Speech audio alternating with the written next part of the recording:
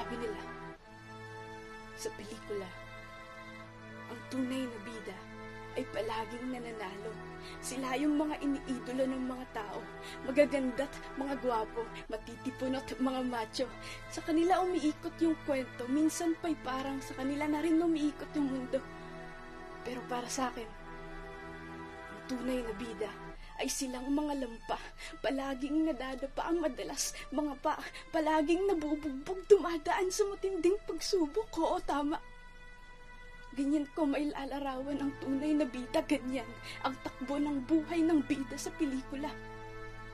Palaging talo. Sa una, mahina sa umpisa, madadapa sa simula.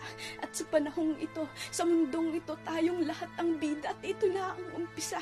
Tayo yung mga bidang sumasabak sa gera. Tayo ay hinubog, isinulat at hinulma para makidigma. Ito ang gera ng totoong buhay at sa bawat gera, tayo ang girero, mga tunay na Pilipino, hinding-hindi sumusuko. Mga girero, may lakas ng sandaang boksingero, may paninindigan tulad ng mga paborito nating superhero. Mga palaban, ala Kuya Cardo, di pa sisil kahit kanino man, kahit pa sa salot na bumabalot at nagbalot ng takot sa lipunan.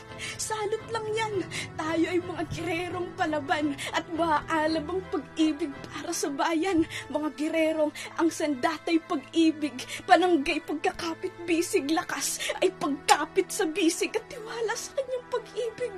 Tayong lahat ay bida sa kwentong ito. Mahina man tayo sa umpisa, madapa man tayo sa simula. Ito na ang pagkakataon nating bumangon mula sa pagkadapa at panahon na para humugot ng lakas dito. At sa kanya, paglaban, pagtulong at pagmamahal sa kapwa, ayan ang tema at paksa ng kwentong ito. Mahina man tayo sa umpisa, madapa man tayo sa simula. Simula pa lang ito. At sinasabi ko sa'yo, hindi pa tayo talo dahil ang tunay na bida. Mahina man sa umpisa, madapa man sa simula, babangon at magtatagumpay din. Magtiwala ka sa pagmamahal ng dakilang may akda.